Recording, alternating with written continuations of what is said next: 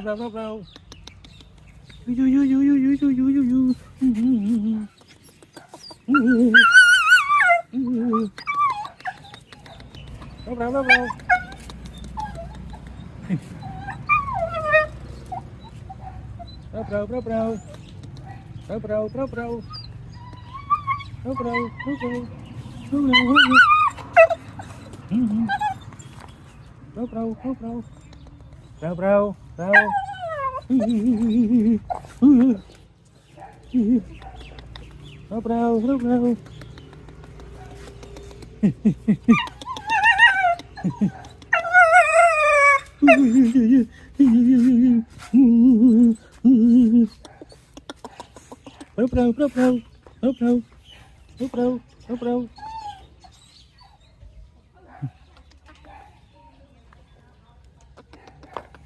trong mày nó banana này ơi